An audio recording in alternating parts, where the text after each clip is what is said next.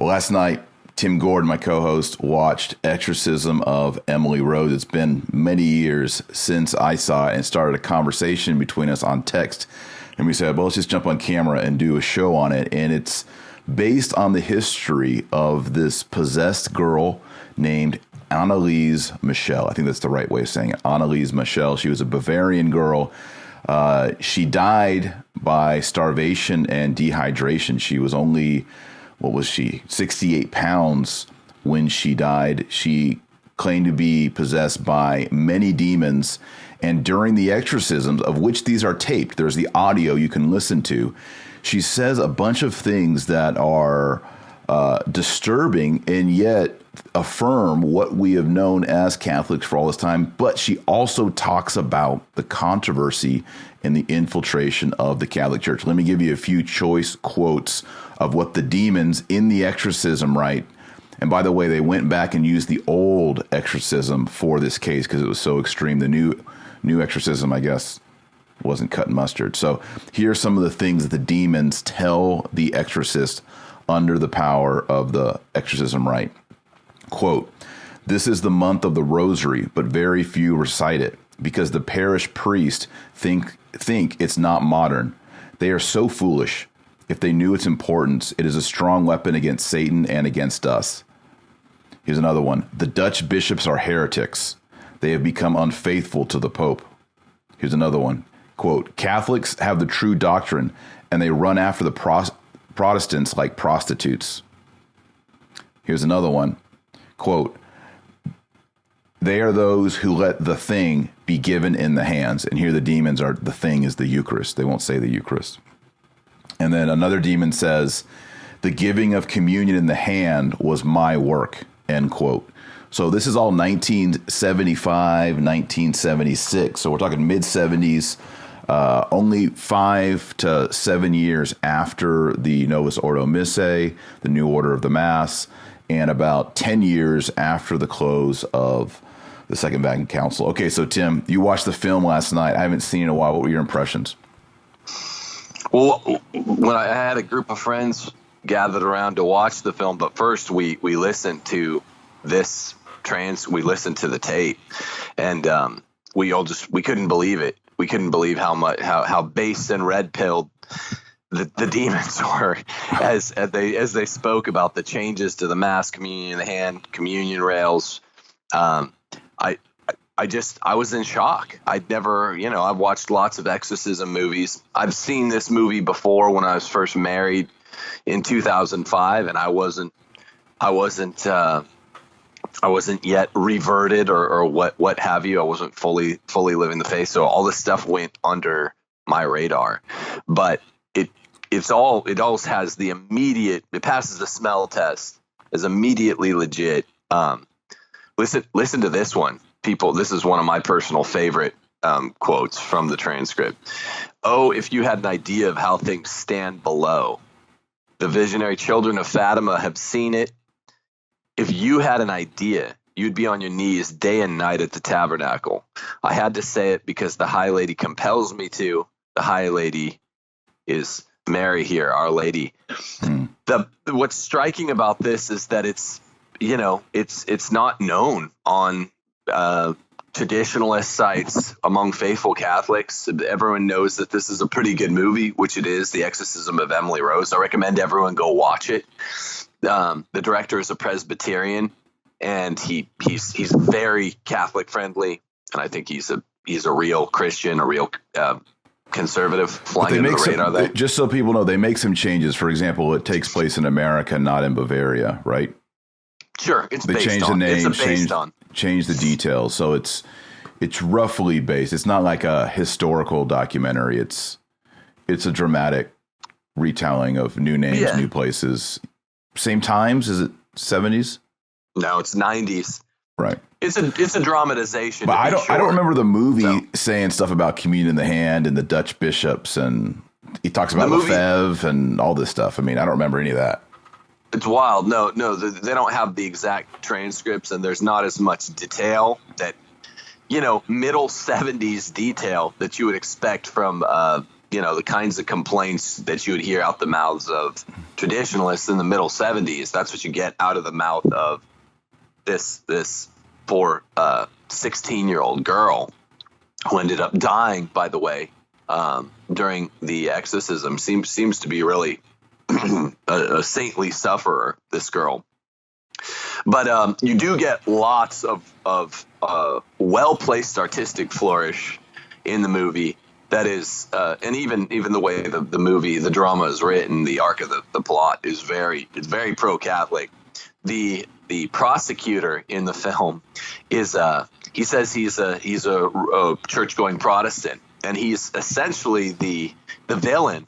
You hate him. You're throwing popcorn at the screen.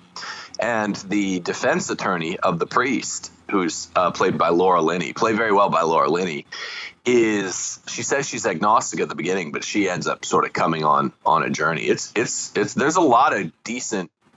We just watched The Right a week ago, with Anthony Hopkins, and it's cheesy, Cheesy Johnson, as the Celtics used to call Magic. I haven't seen that one. Oh, it's ridiculous. I saw it in a drive-in theater in San Diego in law school and didn't like it, and someone wanted to watch it last week. So we've been going through these exorcism movies. It's silly. It's silliness, and they're getting wrong things. They have nuns going through exorcism classes. It's just like poorly researched, and it's Hollywood. This does not feel like a Hollywood film. It feels like it was directed by a Catholic.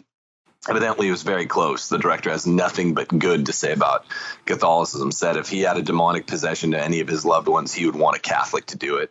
But he's a Presbyterian. He's a Presbyterian, yeah. I mean, last time I checked, Presbyterians aren't doing those exorcisms too often. No, I know. But I mean, the point is, it's a well-done movie, and it feels very – I mean, the Catholicity is every minute of it. It's not even like borrowed. And – everyone should go see it. I mean, it's impressive stuff. And then before or afterwards, you should listen to the 20 total minutes on YouTube of this exorcism, all the things she says. Why don't we run a clip on that real quick? We'll just give you, I mean, of course, it's not in English. These have to be translated and transcribed, but just so you can kind of hear what the dialogue is between the demon through Anneliese Michel and the Exorcist. So here's a clip.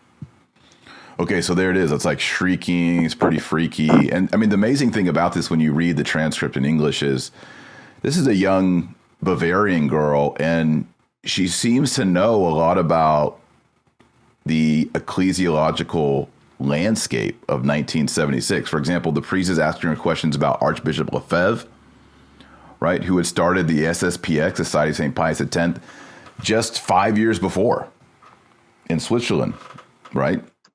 I mean, he was known, but he wasn't well known. So he asked her about that. We'll get to that, what the demons say about Archbishop Lefebvre. The Dutch bishops, right? Heretics. Yeah, communion hands. I thought it was interesting that she said that she was dying to atone for the wayward youth of the day and the apostate priests of the modern church. Yeah. She say these apostate priests never talk of us, the demons. Yes, she says that. They hit almost everything. Yeah. That's so well covered. We couldn't believe it, going through this. It was just to die for wayward youth, which is say half the population, and then the apostate, the flock, and then the shepherds who have gone apostate. The flock, they're wayward because the priests are apostate, and the apostate priests, to make mention, to tie it all to Fatima, to Fatima's in there. Rosary. The liturgical changes. The rosary parts are really spooky. The rosary parts will give you goosebumps. The rosary parts will get you on the rosary every day, ASAP. Yeah. Yeah, I mean, when you do every day, like if you do anything day in, day out, you do the rosary day in and day out, it's no different. You wax and wane, right? Like this, in terms of your enthusiasm. That's just what it is to be human. So it is what it is. Personally speaking, I've been on the wane, still trying to keep it up, but I've been doing it more mechanically. I heard this last night and I was like, whew, thank goodness it's a good life decision to institute a daily rose. It's just one of the best life decisions I've ever made. They're saying, oh, we hate it. We hate the rosary. It's such a powerful, and then she stops talking. And then the priest is like, such a powerful what? Such a powerful weapon. Yeah. Like they can't even say it. Yeah. The demons. They hate it. I thought it's interesting. So she claims that the demons, we looked around a little bit, 6 to 10 demons in Anneliese, and they go by these names: Lucifer, Cain, Judas Iscariot, Hitler, Nero, and then one after like a disgraced priest, Father Fleischmann. I don't even know who this is, right? Maybe some of you who have done research on this do know who this is, but it's interesting because the demon who goes by the name Lucifer, he says, I want to conquer the earth for myself. In the meantime, I make a rich booty. I'm filling up my kingdom. I take whatever I can take. I must convince you of this. The majority have abandoned the Nazarene. How foolish. Those still faithful are a small flock. 1975, folks. And notice they don't say the holy name of Jesus Christ. They say the Nazarene. They can't bring themselves. And then Mary, they call the High Lady. They can't bring themselves to say the name of Mary. He says, names are a big deal. Yeah, he said, I took Judas with me. He is always at my service. He is damned. He could have saved himself, but he has not followed the Nazarene. The enemies of the church belong to us. Oh, if you had an idea of how things stand below. Oh, you said this one already. The visionary children of Fatima have seen it. If you had any idea, you would be on your knees day and night at the tabernacle. I say it because the High Lady compels me. I mean, this is great here, Tim. Then Father Renz, the exorcist, says, you are responsible for heresies. For example, those of Kung. Lucifer replies, yes, and we have still more. So they name Hans Kung in the exorcism. And Lucifer's like, yeah, he's one of ours. You can see why the mainstream church and the hierarchy who are sympathetic to Hans Kung don't want this to be discussed, because you have demons calling out their theologians by name. Yeah, you can see why they're less than enthusiastic followers of this one. Yeah. I mean, that's crazy. I mean, but the priest mentioned Kung's name first, right? And then the demons picked up on it. Is that what happened? Yeah, that's what happened here. Yeah. I mean, I thought it was crazy. Yeah, I mean, that's still 100% valid. I thought it was crazy just sitting there watching, listening the transcript, and it's translated on the screen with this creepy red, black, fade in, fade out light. Yeah.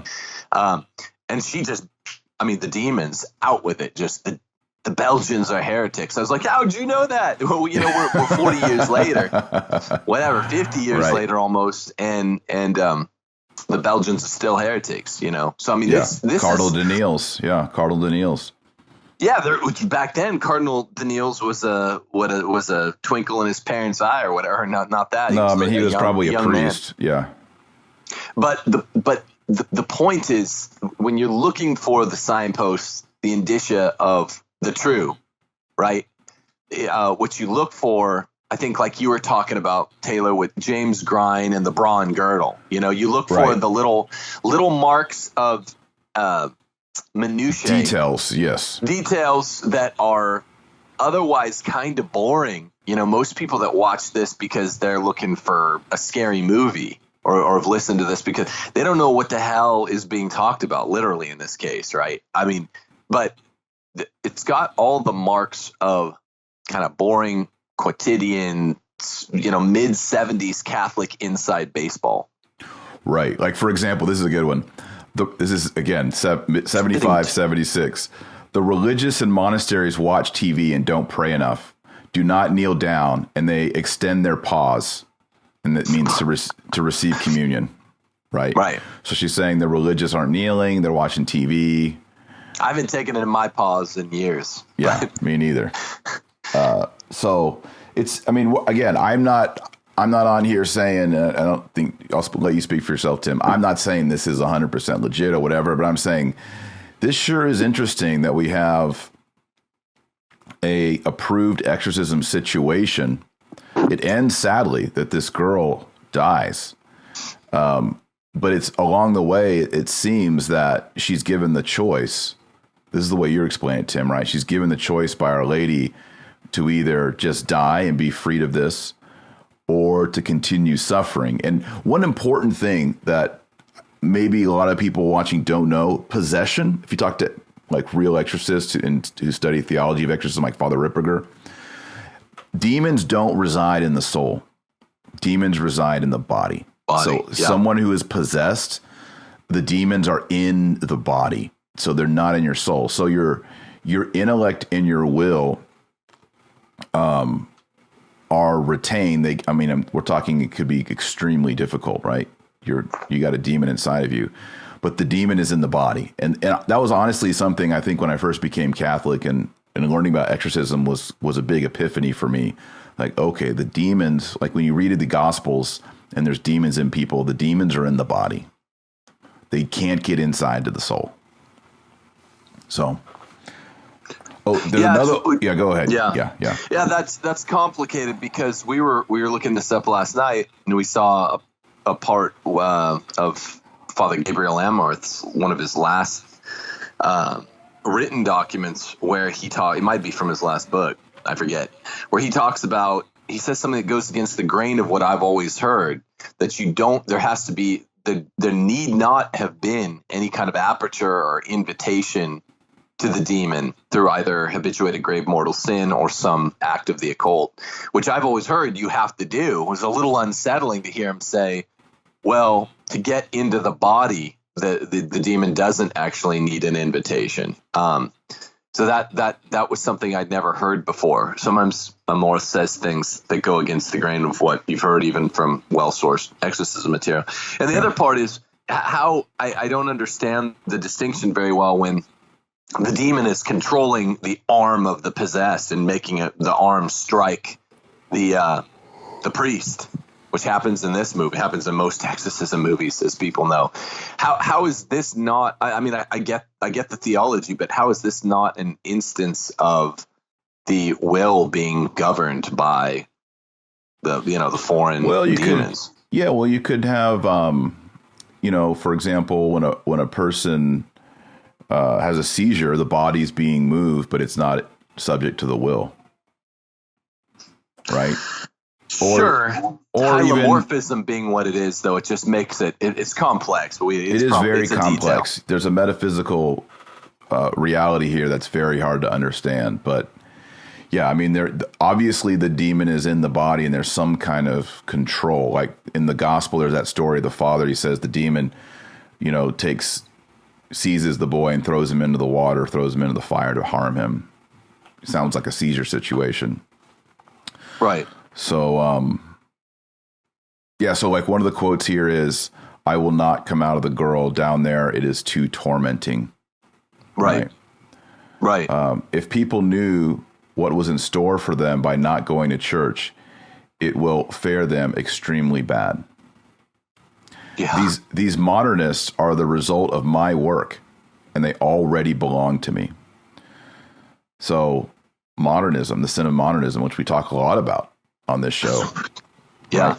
The demons are talk about it. So, I mean, here's what, did we talk about Humanae Vitae yet, Tim? We talked so much before this show, which is rare. I don't think we did. So one of the demon says, and the demon is under the authority of the priest in the exorcism rite. And so when that happens, I've been told that the priest is under the authority of Christ. And so he has to answer. He can resist and begrudge it, but he has to answer. So in this case, so the demons are saying the truth here because they're under the authority and the mandate of Christ. Humanae Vitae is also with no result. It is useless. I don't know what that means. Yeah, I think resisting. Yeah. Right. Yeah. Men are so beastly, stupid. They believe that after death all is finished, but life goes on, either up or down. That's Hitler. These words are being ascribed to Hitler. Yeah. Now, I don't understand here, too, Tim. This is one of the things that makes me pause on the vision is that damn people don't become demons. Damn people are damn people, and demons are damned angels, right? Right. Sure. So, obviously, when you have Lucifer speaking, that's Lucifer. But Hitler, as I understand it, I don't think Hitler can go and possess someone's body as a damned human. No. Unless this is the demon of Hitler. Sure. Which is kind of like, reading, about Wormwood or whatever. Yeah, screw tape letters. Yeah, like the names, this whole naming is a big deal, nomenclature in the spiritual realm and, of angels and demons. And so I'm not sure that I think they're giving themselves little nicknames that will be meaningful to humans, right? Yeah. It might be as simple as that. It might be like, hey, what's up, G? Call me Hitler. I mean, that must be like if he's one of the most famous, likely damned humans of all time, then that must be like a money like show name for them, or almost like how we do as Catholics with patron saints. Like I have a devotion to Saint Margaret of Scotland. I named my daughter Margaret, right? Margaret of Scotland, but that doesn't mean she is Margaret of Scotland. Though when my kids are little, they'll say things like, "I'm Saint Jude. I'm the apostle." Like they conflate it, or like Elizabeth will say like, we'll talk about Saint Elizabeth and about the Bible. She's like, "Yeah, I'm in the Bible. I'm Elizabeth." Right. Yeah. Right. Yeah. But demons are obviously not that, childish in their understanding. Yeah. So maybe they're naming themselves after this. I don't know. I mean, it seems. I mean, they do use first person, and it seems like they're talking about the historical person. For example, one of these is this Father Fleischmann. He says, "I was priest at Edelman. I am damned. It is horrible down here. Judas pulled me down here. I am damned because I fulfill my duties very badly." Where's this extra one? Uh-oh. This is extra. I think this is for Mom. Oh. Have you seen these, Tim? Which? Here, look at this. This is awesome. I interviewed Father Heilmann, and he makes these spiritual ammo cans. Oh, sweet. No, I haven't seen that. Well, we got one. He sent one for all the kids. Here's Elizabeth. Say it. I was just talking about you, Elizabeth. Come over here in front of the mic. Do you like Saint Elizabeth? Mm-hmm. Is she your saint? Is she in the Bible? Was she pregnant and she and Virgin Mary visited? Yeah, that was awesome. Yeah, so there's a prayer book in here, and then there's all this cool stuff in here. For example, 4-way scapular in the ammo can. Oh, wow. Combat rosary. It's cool. Holy water. Holy salt. These things are cool. That is cool. Yeah. The holy blessed salt. And it comes in like a military ammo can. It's pretty sweet. Where do you get those? We should Father give Heilmann. them a plug. Father Heilmann. So online or where can people go to get it? I think you go to Roman Catholic gear.com, or Roman Catholic Man is his website. Dad. Cool. So I saw the Olsons on mine, and they told their dad they wanted one. These are awesome. Okay, so this extra one is for Mom. Okay, thank you. What happened? Mom doesn't want it. Oh, she'll want it. Okay. You want to give it to the Olsons, I know that. Okay. So last night they all slept with their ammo cans. Like kids that get something new, they like keep it. So yeah. They're like, cool. they said the demons are not going to be able to get us. We have these cans of rosaries and things. Yeah.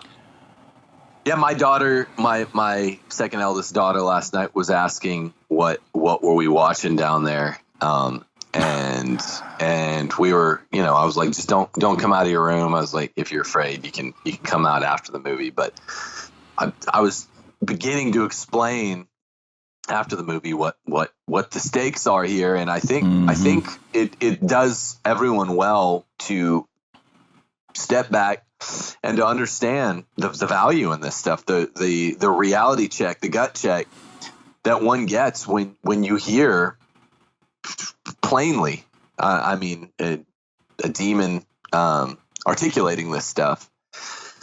And again, we haven't vetted it for 100 years or whatever. I just put on the movie last night, but it's legitimate, and it's the, even though the nature of the content is inside baseball for Catholics who kind of study their faith, tend to know their faith, there's nothing like getting it from the opposition party.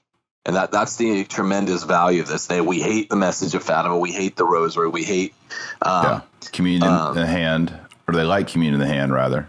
They like communion in the hand. What do they like? What do they hate? It's like reading a non-fictional account of the you know what it is? It's like reading screw tape letters, but that's Catholic. What I was just going to say. But Catholic, because screw tape letters is Anglican, so it doesn't have like the sacramental economy built into it.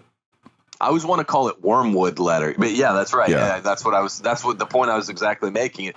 Well, but Catholic and a non-fictionalized account. I mean, right. C.S. Lewis was always dwarfed by his Catholic friend, the master J.R.R. Tolkien. But even if Tolkien had written it, it wouldn't be as good as an ostensibly true account, which you have here. Yeah. Also, we should mention before I forget, because this topic doesn't have as much rhyme or reason. There's just a bunch of random but important factoids kind of sprinkled in. There's also reference in the transcript to Heroldsbach, an apparition of the Virgin Mary that came from very, very, very close to Pope Benedict XVI's hometown in Bavaria. And lots of interesting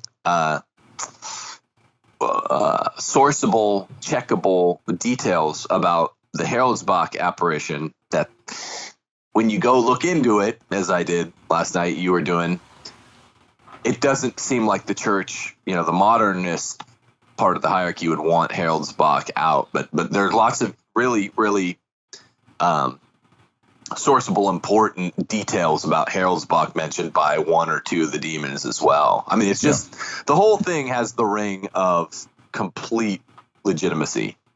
That's all I could say. I don't want to go there yet because I want to do more research, because this is all within 24 hours for me. But reading the transcript, it is remarkable. I read the transcript and you're like, man, this young lady with her voice seems to be speaking with these preternatural demonic voices, several of them, about what you would call insider baseball Catholicism. Right. Here's some more quotes. Listen to this. The demon who goes by Nero. I skipped one here. So, this Father Fleischmann, he says, I have killed one person and I had women. I prayed too little. I was always in a hurry to finish my sacred duties. Now I am down here languishing for eternity. He says, no priest should marry. Yep. Amazonian Synod. Amazonian Synod. Yeah. That's crazy. He says, if the bishops did not permit communion in the hand, this would not have happened. He's referring to consecrated hosts being stolen and sold. Of course. So just in this one section, we have lazy priest who affirms priests should not be married and speaks that communion in the hand, no bueno. Another demon, the one that goes by Nero, says, you should follow the message of Fatima. Humanae Vitae is decisive, the whole Humanae Vitae. Boom. The rosary should be recited, or else it is the end. And then Father Renz, the exorcist, says, what about Archbishop Lefebvre, the founder of the SSPX? And Lucifer replies, that one. But they don't believe in him. What a pity. Interesting. Right? So there's the stuff about the Dutch bishops. Oh, here's one. People should go to confession. So the demons, to remind you, the demons are under the power of Christ speaking the truth. People should go to confession. That one about Lefebvre is interesting because the demons say it's a pity that the people don't believe Lefebvre. What is Lefebvre saying? the new mass, communion in the hand, all of these things are aberrations. We need to be true to the previous rites. So the demons under the power of Christ seem to agree there, which I think it's going to red pill a lot of people if this is true. The demon that goes by Judas says, the giving of communion in the hand was my work. Right. I mean, just think about that, Tim. Like, demons are working networks. They're lobbying in the spiritual world to bring about communion in the hand, according to this. Well, they're lobbying in the natural world, too. Go look at the WikiLeaks dump, the Catholic Spring time from 2016. I'm just coming back across that in Sochi's book, which I'm slowly going through. The demons are great lobbyists. I mean, to make insert politician joke here, blah, blah, blah. But really, this is think of the real, the work that demons do. It's the lobby. They're the ultimate lobbyists, because that's really, aside from very extraordinary appearances in the form of possessions, which are very rare, and the demons themselves understand they need to be rare, or else you're going to start converting souls through the suggestive power of your own reality. Their main work, their ordinary day-to-day work, is simply through lobbying the weak and the more valuable people. Subjects of their lobby are weak, high-placed people, which seem to be the mark of 2019, the mark of the last 50 years, not just in the church, but in the world, is weak leaders, right? Leaders who are probably more followerish than the average follower, seem to be in places of authority all around. CEOs of corporations, it's everywhere now. The last 10 years. The church, the bishops seem to be the biggest followers. National leaders, sovereignties, principalities, and the remaining people of rank and military, deep state. It's incredible. And I don't think the world, this is counternatural to have so many followers in leader-like positions. These are the chief subjects of the demonic lobby. It's really important that people understand how unnatural this is. We're used to it in our own day. Oh yeah, leaders, because of this wicked concept of democracy, right, which is a rejection of the Catholic teaching on, it's a rejection of the Catholic rejection of egalitarianism. Egalitarianism is wicked. But leaders now fear the masses instead of leading them and chastening them righteously. Because basically all the world now has its one religious assumption. I've done away with bona fide religious assumptions. The one religious assumption is in democracy. You hear this everywhere. Right. The idea that 6 people out of 10 can make up down. That's what democracy really is. And that's why leaders are followers now. And that's why the leaders in the world have made such ready targets for demonic possession and activity. I mean, think of all these Fortune 500 companies that are headed by some CEO, CFO that's saying, we got to go with the gay lobby. We got to go with the tranny lobby. We got to go with pro-abortion. Yep. It's remarkable. Why this is bad for business. Why would you do this? Because they're weak-minded. That's right. And because, as the demon says, no one speaks any longer of us, especially the parish priest. No one believes that this evil is reducible to the most obvious source, demons. Yep. I'm going to pause real quick and close my door. Can you hear any of that? There's like a kid crying downstairs. Just a little bit. Yeah. Yeah. All right.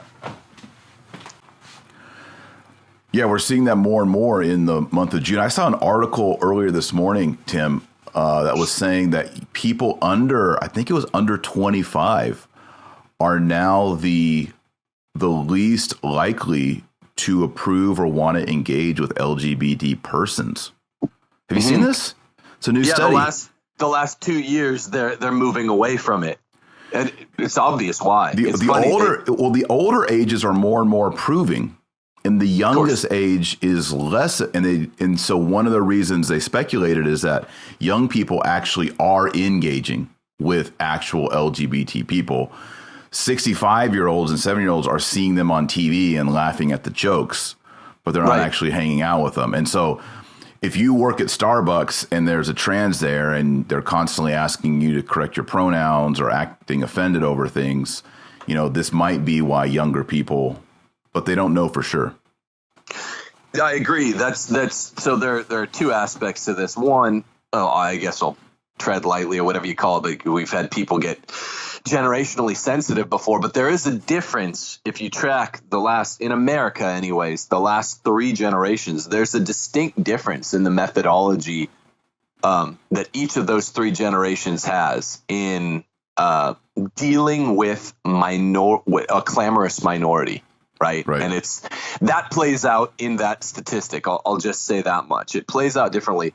The current generation, which is like the least confrontational ever, they are turned off by the confrontational nature of what gays and lesbians and trannies did once they got what they claimed they were after. We thought they would be satisfied. I mean, I never did.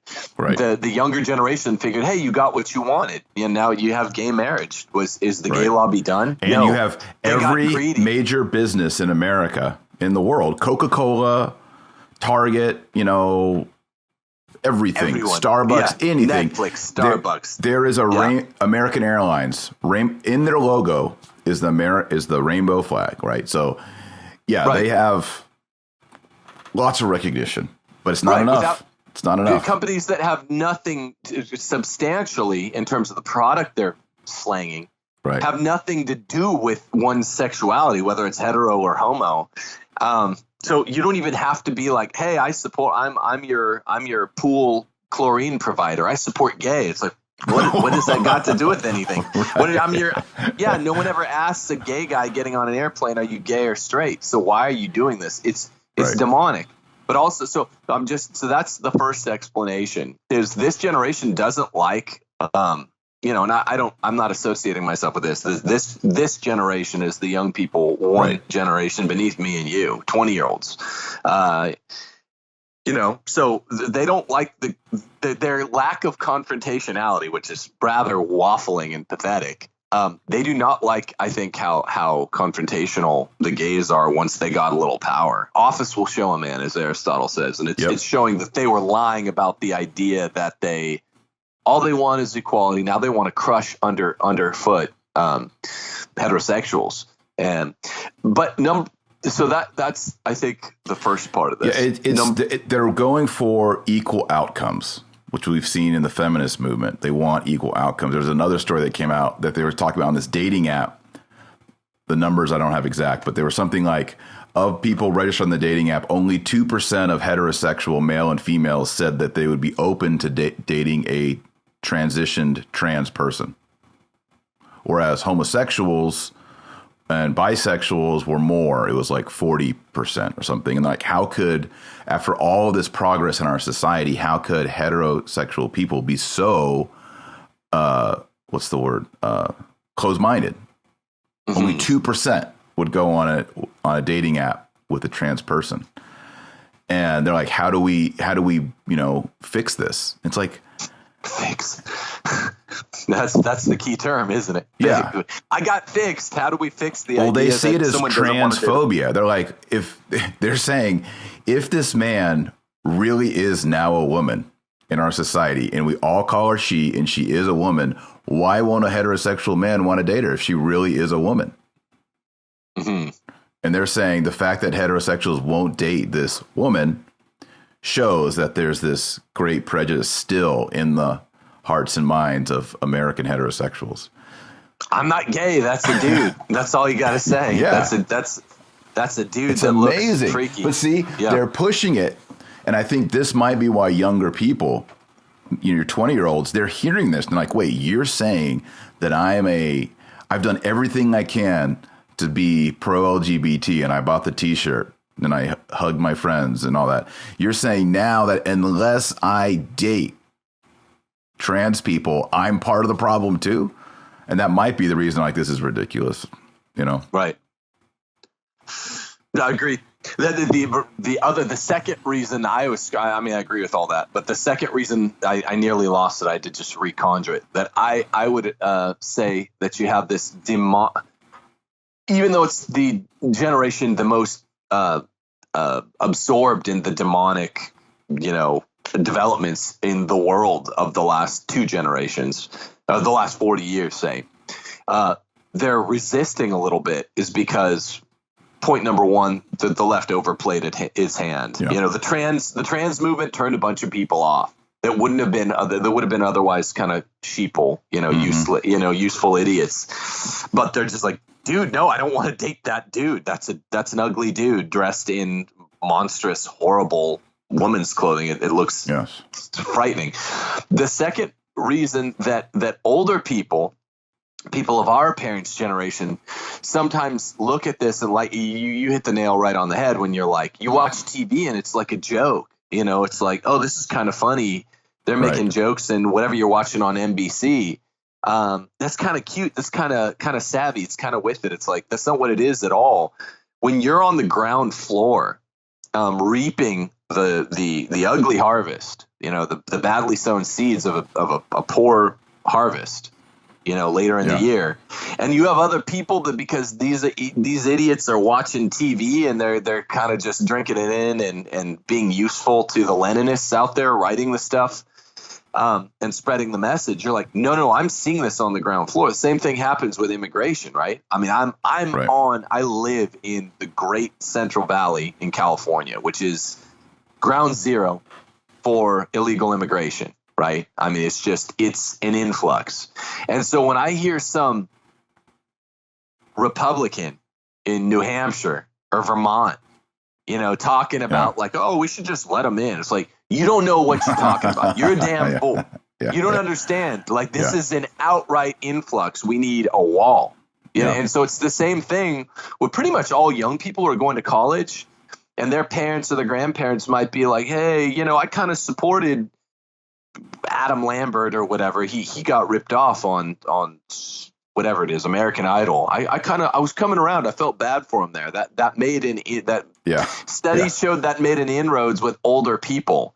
The fact that Adam Lambert didn't win American Idol, whatever. I've never watched one of those. Right. But it's like, no, dude, literally they're like, I mean, go ask any straight WNBA player if you can find one. I mean, literally, there's that one straight one that one time that was like, yeah, I'm bullied. All of these lesbians in the WNBA kick me around and make fun of Christianity and bully me. They hate straight people. They hate Christianity. Yeah. You don't know what you're talking about. I live this. Yep. So there's always that Ivan Turgenev wrote Fathers and Sons, a great novel about the funny effect. We're living this right now, and I think this is what all this is accruable to. The liberals in Russia of the 1840s, that generation, the fathers, they had these liberal ideas and they toyed with them. They're mostly the landowners, and then they kind of put them aside when they had a family and got older. And then it was the sons of the 1860s, the radicals, that took their parents' ideas. And they're like, no, you guys are cowards. You put this aside. Right. We're taking this all the way. We're raising Cain. And then literally later in life, there's a dialogue between the fathers and their sons, and they're like, why are you doing this? Why are you a nihilist? And they're like, because we have the courage that you lack. Right. Like Fernand Mondego says to the chief prosecutor of France in Count of Monte Cristo. Yep. Because your son lacked the courage. That's right. While you were watching Emily Rose last night, I was watching that movie with the kids, Count of Monte Cristo, with the teenagers. So it's amazing. It's so good. It's one of my all-time top 5 because your son lacked the courage. I love how and he shot him. He killed the chief prosecutor, Villefort's father, for him. Yep. And that's basically what you have playing out after the 60s generation. A lot of these people put aside the sexual revolution and all that, and they just said, okay, I want to go become a computer programmer in Napa and make lots of money. And be married. And then, and be married and not be gay and I guess sort of abide by monogamy. Meanwhile, they kind of raised a lot of the kids with the lacunae and the holes of all this. Right. No this church. Is really no church, no morality, or just sort of a general waspy, 20th century morality. Yeah. Don't hurt people. Be tolerant. Yeah. Right. Yeah. No melting pot ethics. Yeah. Right. Melding pot. Exactly. And then the kids are like, well, no, we got what you're after. You weren't teaching us real morals. None of that stuff is lasting or immutable. Right.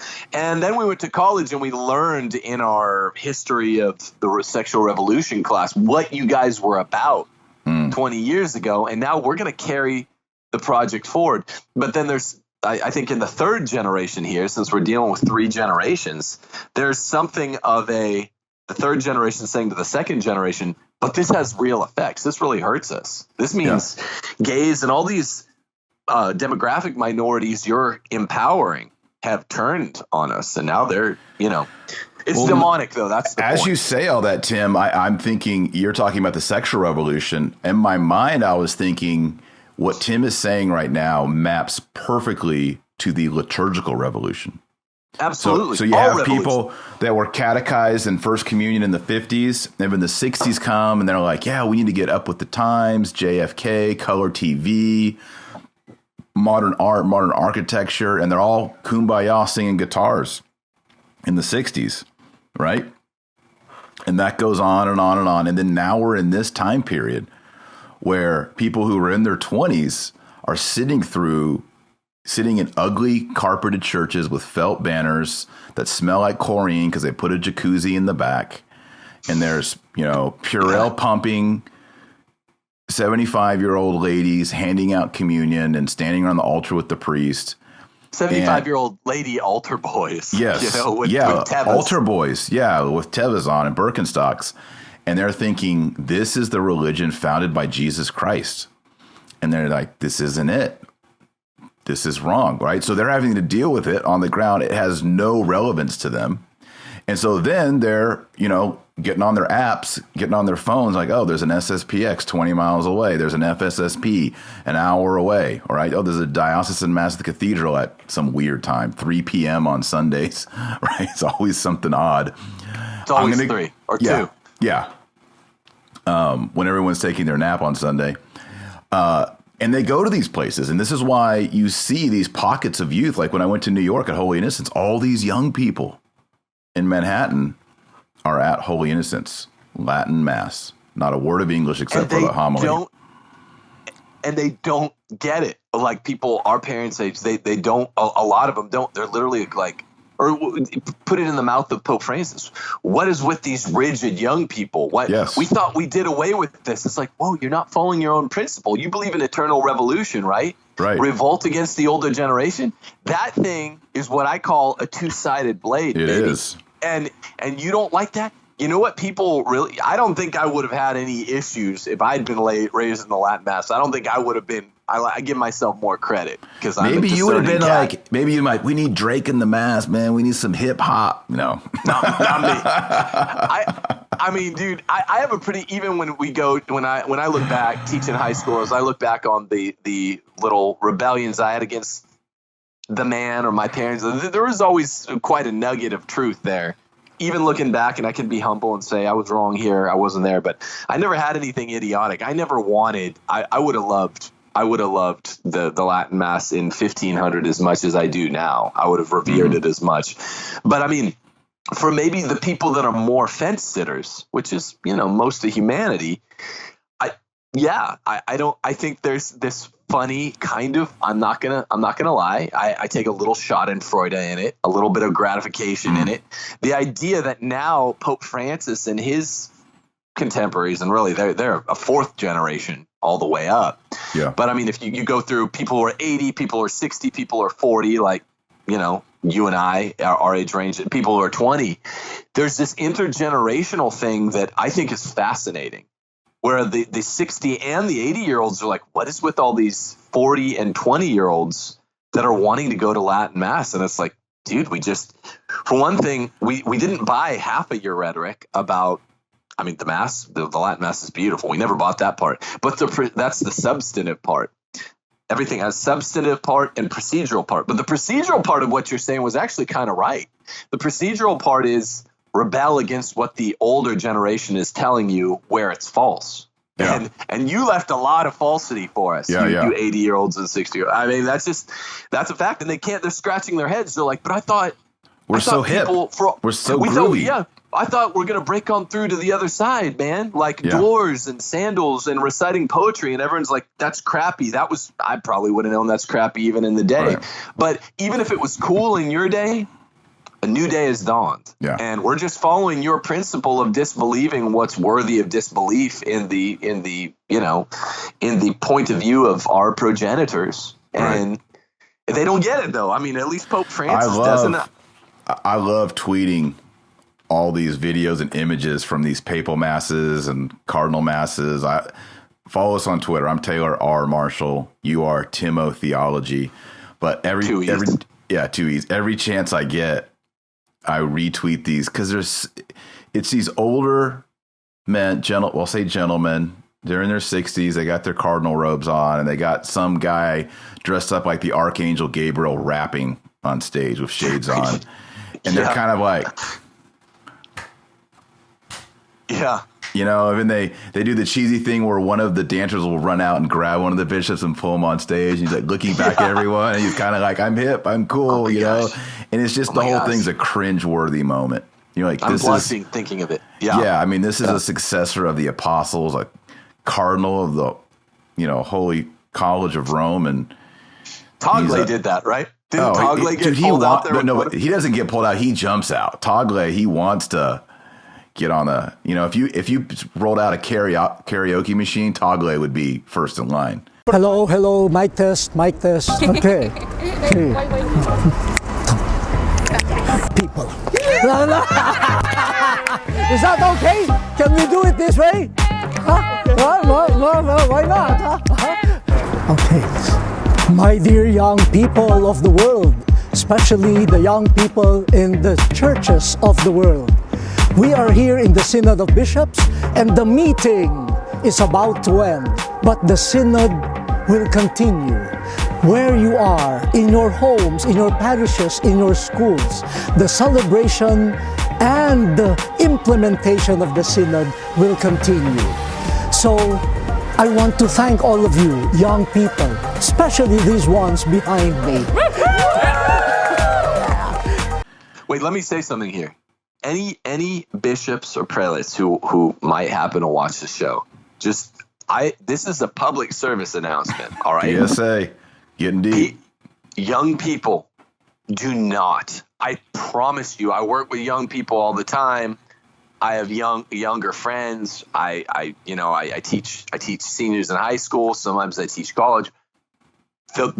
I've never met one. Do you understand me right now? I have never met one that thought it was cool to have a rapping priest. Don't do that.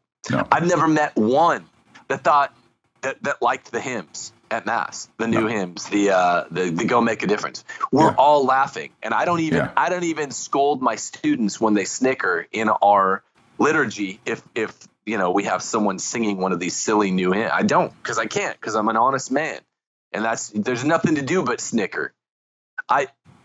Rapping priest, a priest trying to use the hip dialect in homilies. I've never met one that was like, that guy speaks my language, bro. I mean, maybe this stuff in the 70s was very compelling to young people, but it's not nowadays. We just want the young people like, I just want a priest that'll tell me like, okay, so you have to go to confession because if you have a mortal sin on your soul and you die, you go to hell. That's why bishops and priests out there who watch this, that's why they like their lay theology teacher, right? Like Gordon or Marshall when he's a teacher. Just give me the straight dough. I don't need your dorky rap. Okay, that's embarrassing. Yeah.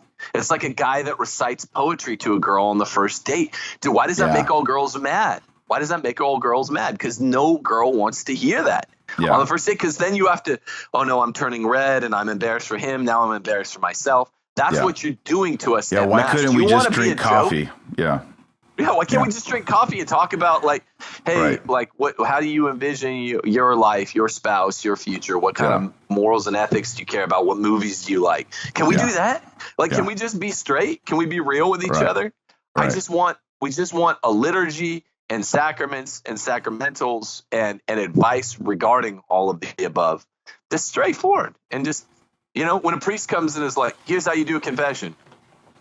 10 commandments, run through. Have I violated any of these? Please go fast, machine gun it. I need species and quantity. Yep. Just do that. And you're like, oh, okay. And if I don't, and if I withhold one of these sins, That's another mortal sin. That's and sacrilege. You go to hell. And you go to hell forever. And you go to hell forever if you die with any of this. Right. Boom. Simple. Thank you. Do you understand? That's why I don't want to be listened to as some lay guy. I got my own problems, man. That's right. I don't want to be listened to more than a holy father or a bishop. I want them to be listened to more than me or him. We're the laity. That's not my full vocation. My vocation is my family. But we're having to pick up your pieces because you're off trying to dance to Drake or whatever. Everyone's embarrassed for you. Yeah, we're embarrassed for you. Do you understand me? Yeah. The demons like it. The demons think it's awesome. They're cheering. I've taught high school too. I've taught college. And these young people, they would prefer a priest who, like you said, straight shoots. But instead of I think some priests also think it's cool if they show up and they're wearing like jeans and a polo. They're like, then people will know that I'm like one of them. No, these kids don't like that. It creeps them out. Of course. SOS. Yeah. It's the same thing. Yeah. Same old And I thing. guarantee, no matter how hard you shop for your polo, it's not the cool polo that they're wearing anyway. So don't even try. Wear a cassock. We created a uniform for you. It's awesome. It's tried and true, time worn. Wear it. I think a young person, like on a college campus or high school, if they saw a bishop with a gray beard and his cassock, and he's just over there praying the rosary, like, oh, that's a cool bishop. He's doing his job. They don't need you on the karaoke machine. They don't need you wearing civvies, Yeezy shoes. They don't need any of that from you. Just it's the recipe for being a priest and a bishop is pretty obvious to everyone what that should look like. Straightforward. Do that. Self-evident. Yeah. Pray the breviary every day. Pray the rosary every day. Hear confessions every day. Say the mass every day. Get some good rest as best as you can. Anoint the sick. We like that. I like all that. Yeah, we like everyone likes it. I mean, it's kind of like Led Zeppelin versus the Doors. Like, why is Led Zeppelin? You always timeless? do this one. You always do this one. Yeah, it's hilarious. Because I'm not a huge classic rock guy, right? I like classic rock, but I like a different genre of rock. But the reason everyone loves Led Zeppelin is because it's bare bones. It's just good. It's amazing. Well, if you think about it, amazing rock music. Led Zeppelin is essentially blues music, turned up, distorted, and faster. So there's something authentic about it, right? Whereas the Doors, when you hear it, and you said this before, it's like 1968 on repeat. They got the organ and the trippy and the lyrics and all that, and it's trying. It's trying really hard. It's too much. It's all, as Flea from the Chili Peppers used to say, it's all flash and no smash. Whereas what you said about 12-bar blues, which is what, I mean, forget who Jimmy Page was. I know he's bad, and like anyone you talk, any movie you talk about, blah, I don't care. That's he bought Crowley's house. Did you know that? He bought Aleister Crowley's house. I did know that. Freaky. But people are going to get twisted off on that. A lot of people can't distinguish. I'm talking about the music, not the musician. Yeah, and for people, Mozart was a Freemason. Right. We can still talk about Mozart. You don't have to throw us under the bus just because we're talking about this. No, that's right. Yeah, they're like, show Mozart to your kid, not this bad person. No, Mozart was a Freemason. Get off my case. I'm trying to make a point. Analogies are the best things, I think. Well, one of what I bring to the table. It's a good analogy for the older generations who grew up listening to the Doors. Why do you guys still, the non-hangers on, the ones that are just being objective from that generation, what's the best music of that generation?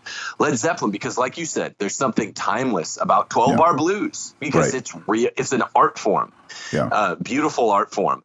There's nothing timeless about the Doors. It's all style. It's no substance. Yeah. You listen to it as a that 70s show kind of theme song, and you're like, yes, this is just what's ridiculous and tawdry and tacky and embarrassing about the time period. Well, people don't want to see the tacky part in their priest. Even if you have I have a couple priest friends that would acknowledge Led Zeppelin's greatness. All right, but That's fine. That's cool. It's good to know that they like some of the same secular stuff that I do. It's okay to like some of the secular stuff, but they don't have to wear the shirt. What we want to see you do, age quod ages, do what you do best, right?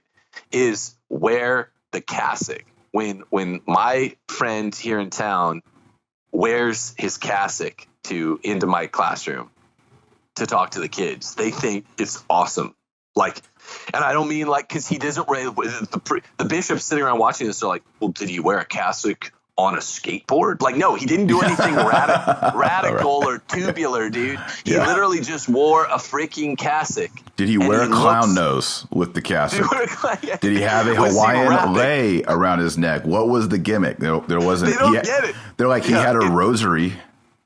Yeah, he had a rosary and a cassock, and he talked like a dude, like a man who's whatever his age is. He wasn't trying to talk like a young person. He just talked like a gangsta 58-year-old guy. Yeah, he wasn't speaking Ebonics. Yeah. He wasn't doing the rappity hippity hoppity. He was just like, yeah, here's the thing. You need to go to confession because no one else aside from me, only a handful of priests in town talk about this. You'll go to hell, like the demon said in Emily Rose.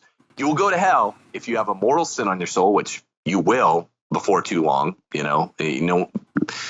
You need to go to confession periodically because you will accrue these things. You're teenagers and you need the sacraments and you will go to hell with a mortal sin. And then literally it's embarrassing. I have students raise their hand. I've told them this 100 times. They're like, wait, but if we go to confession, so what does that do? I mean, this is like first grade stuff. Yeah. I have honor seniors that will raise their hand and ask the priest, and it makes me look bad.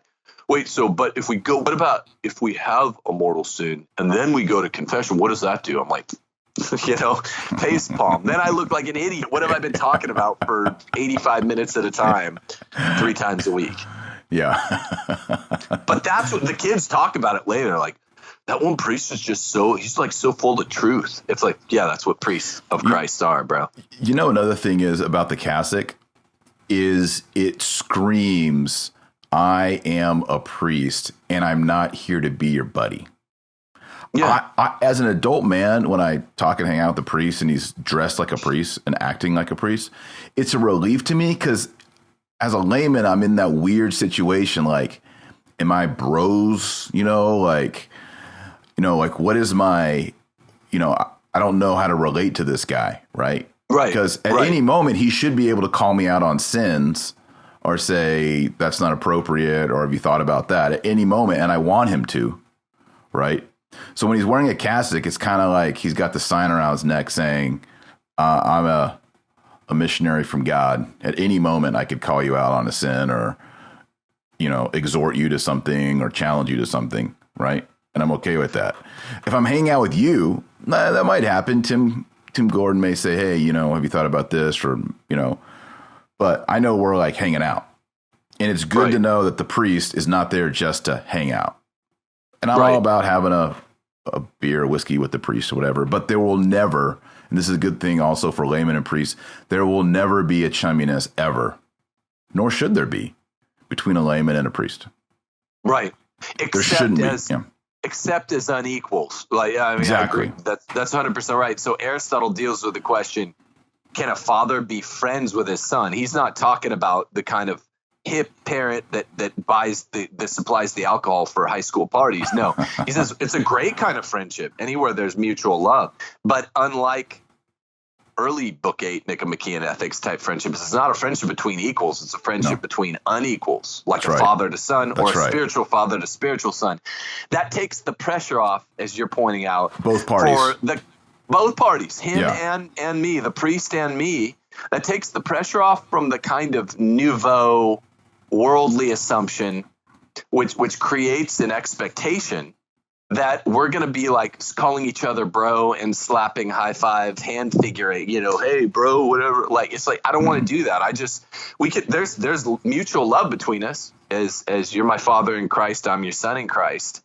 But we're not brothers in Christ the way me and Taylor Marshall are, right? Yeah. We're both just lay guys trying to bring our families along. That's what we're in, So yeah, that's incredibly valuable. And like I said, priests are like really like Taylor's saying, the reason people love you for that is because simplicity is divine. And because why do girls say, I just want to be taken on a date where a guy offers to go to dinner right off the bat, foots the bill, doesn't write poetry, isn't too far to the progressive, not too far to the faux traditionalist. You don't have to be citing poetry. Just go act like a man on a date, be polite, don't be a creep, a sexual creep, but foot the bill and just be like normal, even if you're not coming up with the flashiest things to say. It's simple.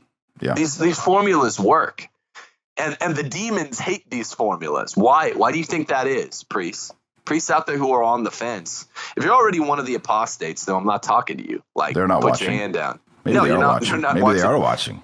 Taking notes. For ammo, yeah. But the priests that are on the fence that kind of like, I could be a traditionalist, I could be a modernist. Let me each side make me a case. I'll get back to you.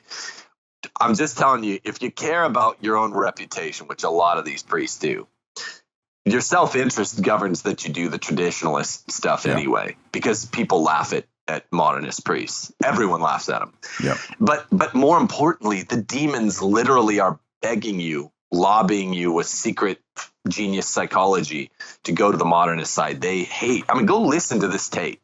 Go to bring it back around. They hate it. It pains them physically or whatever. Not physically. It pains them immaterially somehow to the idea of the rosary. This incredible W dash can't even articulate how important a weapon the rosary and the sacraments are against wicked things. Yep. Be a priest. You know who does this well? We've talked about it before, Tim, is the Orthodox. You meet an Orthodox priest. He's got the beard. He's got the robe. And, you know, the Orthodox have never done the Life Teen Mass. They're like, come to Life Teen Divine Liturgy. It's like Divine Liturgy, but we sing with djembes and guitars. And tambourines. That has never, as far as I know, it's never happened on planet Earth. I've never heard of a modern Divine Liturgy of St. John Chrysostom. Have you? It'd be a sight to see. It'd be a sight to see with like the Orthodox priest and some like real or Eastern nuns with the full black, and they're kind of like. It would look like ZZ Top. It would look like ZZ Top. It'd be ZZ Top. Yeah, totally. But I don't think they go in for that funny business. They don't. I really don't. There's something. What's great about it is their liturgy is so codified that it's basically impossible to pull that. And honestly, the Roman Rite was so codified it was impossible to pull that. Therefore, they said we need to change the Roman Rite. It's true. Which they did, 1969 to 1970. They changed it, and then once they decodified the Roman Rite, then they could do all this goofy, weird stuff that the demons talk about allegedly in this.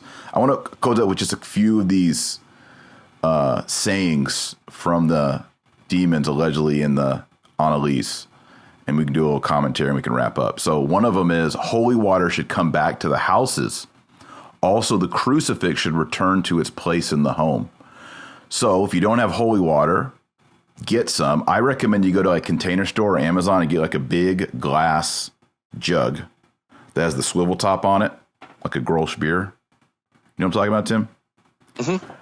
And get 2 of those, fill them up at church, and bring them home. They got whole, and then you should have a crucifix prominently in your home.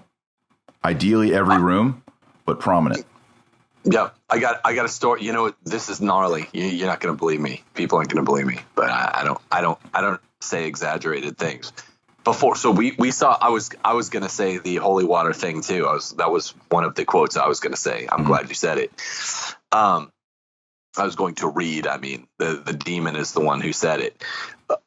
Yesterday, so we have in our kitchen in the door to the patio outside, our outback patio, which are kitchen borders. We have it's a beautiful little freeze nave holy water dispenser.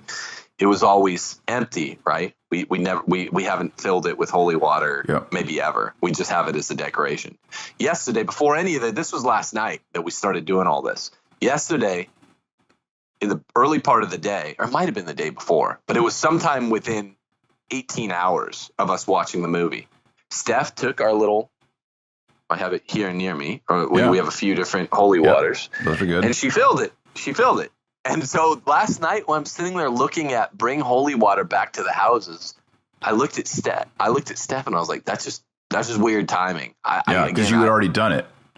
We'd already done it like hours before. It's amazing. Or she had already done it hours before, and I was like, that's just weird. I mean, I thought that was very strange because it's just one of the nuggets in here. I like that. Hold that one up you had right there next to you. I like those. Those are cool too to put next to your kids' beds at night, so you can put a holy water on their forehead and the sign of the cross. But those run out so fast.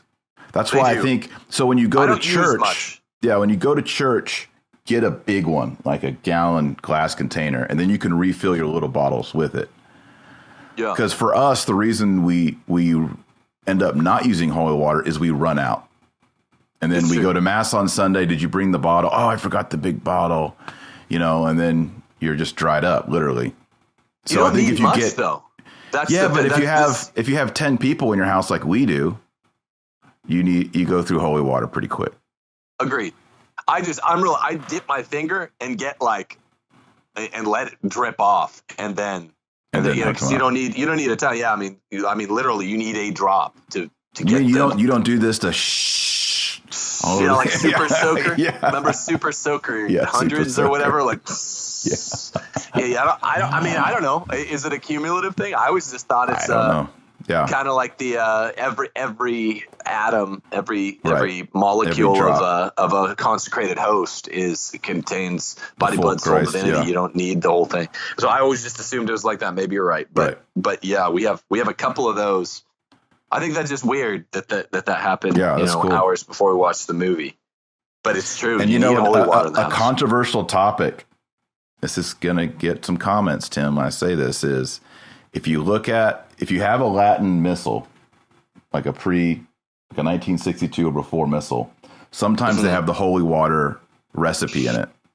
And then you compare that to the new one. It's kind of sad, man. Really? The old one is like exorcism, has holy salt in it, which is also exorcised. There's a whole exorcism process in the holy water, the old way. The new way is just kind of like... Bless the water. Yeah, so I've heard some people refer to the old water as holy water and the new water as happy water. And there's some people who will only use the old water. Now, I'm not saying, I'm just bringing this topic up because it's out there. Yeah. People need to know about it. So anyway, get some holy water. Another quote, the holy face should be venerated. This was a devotion of the little flower. Right. One that kind of popped up to me was the divine mercy image should be propagated. It hadn't been approved yet. It was not approved till I want to say 79 or something like that. I'm kind of going off memory here. Oh, is that? Oh, I didn't know it was that late. Divine mercy image actually in 58, 59, the diary of Faustina was put on the index. And I think there was even at some point a suppression of the divine mercy image. But here it's saying it should be propagated, which later it was. It's very important to pray to St. Joseph, the demon says. If the message of Fatima is not given due importance in Humanae Vitae, a new punishment will come. Really? I didn't see that. No, that's what the first one that... Yeah, so we have to heed the message of Fatima and heed Humanae Vitae, which means no contraception, folks. No abortion. If you are watching this and you and your wife contracept, it's mortal sin. You're not on the team. You're part of the problem. You can't contracept. You can't contracept. So you got to pray the rosary. You got to follow that teaching of the church. Guardian angels are day and night near you, behind you. Today, people do not believe in guardian angels. Guardian angels are my enemies. I hate them, says the demon. The demon Nero says abortion is homicide. Duh. Yeah. Thanks, Nero. Yeah, and then also the films are bad. The films are bad and TV not better. That was in 75. Right. Think about today. Judas says, people standing during Holy Communion pleases me more than kneeling. I do everything possible that no one be on his knees. See what we're talking about here? Yeah. I mean, when a priest yells at someone, says, get off your knees, and won't give them communion. Where's that coming from? Yeah, where is that coming from? What is that? Why is he so mad? Why is this such a visceral thing? Because I know most of these priests are just sheeple, the ones that get kind of ticked off. But if there's like a gut, like visceral, like second nature anger, that ain't good. That's infernal. I mean, it's not a good. That's infernal. In 1975, Judas also said, "We are very happy with the new reforms. We are most happy with these changes." Straight out of the mouth of not a babes, demon, but allegedly. Imps. Yeah. I mean, if this is a real deal, it looks pretty credible to me. You got demons, saying that the Dutch bishops are heretics, Kung, modernists, communion in the hand. I mean, they're going after these topics. It's amazing. It's weird. Why would they? The main thing is, so they're being compelled by Jesus. That's what it is under the auspices of the priest. Yeah. And you can hear. I mean, people go judge for themselves. This is movie night stuff. But when you go and you listen to the real audio cassette, which the demon says everyone should listen to, the contents of the audio cassette must beforehand be made public. Many will yet be saved. Not wanting to say this, go listen to it. Sounds totally legit. This is not a 16-year-old German girl trying to faking. You know what I mean? I mean, it's got the ring of truth, which is what you say when you can't apodictically verify something. It's got the ring, the first feel of veracity. Yep. I'm willing to say. It doesn't mean I haven't done any special research. I'm going to do some hardcore research on this. I'm going to ask people. I'm going to try to ask Father Ripperger what he thinks on all this stuff. There were 67 sessions of exorcisms. She died July 1976. Her burial site is now a place of pilgrimage. People go there, travel there. Anneliese. So, and the two priests who were involved in this and the bishop believe that she was truly possessed by preternatural, demonic personages. So if the ordinary metropolitan there says yes, then it's not necessarily. Not necessarily.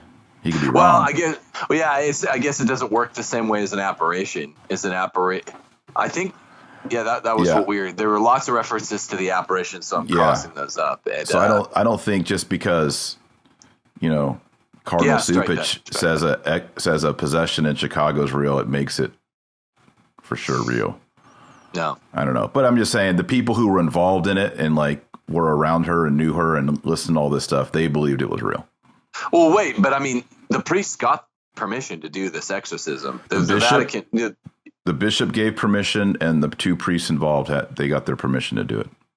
Right, which is the standard operating procedure. I mean, that's it's not like any exorcism goes any deeper than that. The Vatican, the permission has to come from the top. I don't think it has to come from the Vatican. No, I mean, it has to come from the top in the diocese. Yes, that's right. It's a top-down thing, and this priest was trained in the ritual of exorcism, and there's not anything lacking here that's not been lacking in any other that has been present in any other exorcism, in the modern world. It was done according to the rules. It wasn't a maverick situation. This is a little fun fact before we do Latin Word of the Week in our prayer, but a little fun fact is every diocese has an exorcist automatically. It's the bishop. People don't know that. The bishop is the de facto grand exorcist of every single diocese. Unfortunately, they usually delegate it to another priest or two because they don't want to do it. In modern times, they don't want to do it because they don't want to get sued. So they delegate, and it's usually kept a secret on who that priest is in the diocese. But de facto, every diocese has an exorcist. It is the bishop. When you become a bishop, you have the full powers of exorcism that you can then delegate to another priest. Okay, so I think our Latin word of the week will be a Greek word. Occasionally, we got to mix it up, right? And the Greek word is exorcizing. And it is where we get the word exorcise, exorcism. And it means to banish or to drive out. So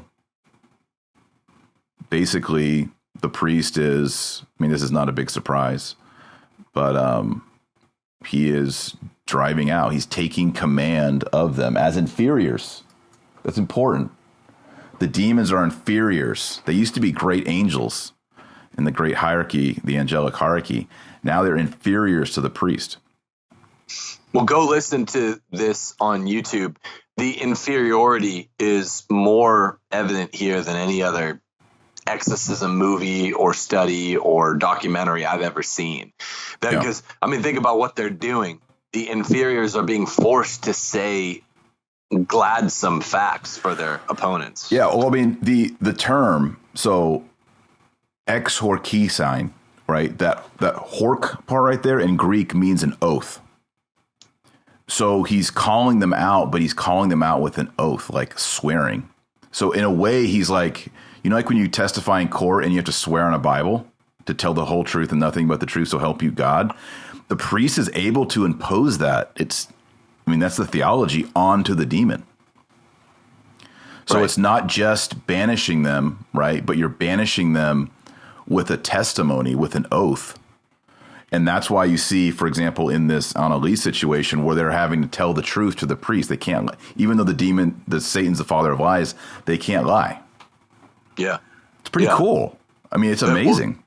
It's cool how it shakes out when you end up getting stuff like this, especially. So I guess like literally X is out and horkezine is to oath. You're like oathing them out is literally what it is in Greek. You're oathing out the demons. Like an exhortation is same root, right? No, it's different. It's different because exhortatio, that comes from Latin. Yeah, it's different. Yeah, it's Latin, but it's probably the same. It might have the same Indo-European root. I'm not sure. Because it means the same thing. Because this is horkos. Horkos is oath in Greek. Horkos. Exhortation is, I have to look that up, but that means more to like call up someone. I don't know. Yeah. We'll stick with the Greek today, but that's what the exorcism is. And that's what the priest is. That's the theology, is that he has this authority as a superior in the name of Christ over the demon. So, all right. Well, let's close in prayer, and then we'll tell everybody to pray the rosary like we always do. Okay. In the name of the Father, the Son, and the Holy Ghost. Amen. Gracious God and Father, we ask that you would please purify your church and that you would drive out all demons. We ask the intercession of St. Joseph, who is the terror of demons. We ask for the intercession and protection of the High Lady, the Mother of God, Mary Most Holy, that she would spread her mantle over the church, in particular over the Pope, the cardinals, the bishops, and the priests, all the clergy, and that you would protect them from demonic infestation and influence, and instead give them a new inspiration by the Holy Spirit to love and to serve Christ and his doctrine. And we pray all this in Jesus' name. Amen. St. Joseph, pray for us. Pray for us. Tim, you want to add a prayer? Yeah. Glory be to the Father, the Son, and the Holy Spirit, as it was in the beginning, it is now, and ever shall be, world without end. Amen. In the name of the Father, and of the Son, and the Holy Ghost. Amen. All right, everyone. Well, thanks for watching. If you got a chance, I think it's interesting at least to go check out those Anneliese tapes. You can just Google them. You'll find recordings of it. The cassette has been, I think it's uploaded into YouTube. I guess that's how they got them. Right, so you can go on YouTube. Right. YouTube has the English transcripts. So you can see that, or you can Google around and find the transcripts that we were referring to. And of course, as those demons under the Horkos, under the oath of Christ, say, praying, they hate us praying the rosary. It's a weapon, right? It's good incentive to go pray the rosary. So Our Lady, the Mother of God, came down in 1917 and asked us all to do it every day. And now we have it from the other side, right? The demons, they're saying this really hurts us. So please don't do it every day. please don't do it every day. So get your holy water, get your crucifixes, pray your rosary, be close to Jesus, receive communion on the tongue, not the hand, on the tongue. Without a doubt. No doubt about it. No Kneeling, doubt about it. If you're stuck in a Novus Ordo parish, kneel and receive on the tongue. And if they won't give it to you, then for one thing, that priest is just giving you a signpost as to who he's working for, Yeah. And don't receive if he tries to make you stand up. This is happening more and more because the war is on. But receive on the knees. You heard the demons say it themselves, on the tongue, on the knees. And if he won't give it to you, say, okay, you denied me, and then you can go right to make recourse. Yep, makes recourse. Yep. So, all right, there it is. Everybody, God bless.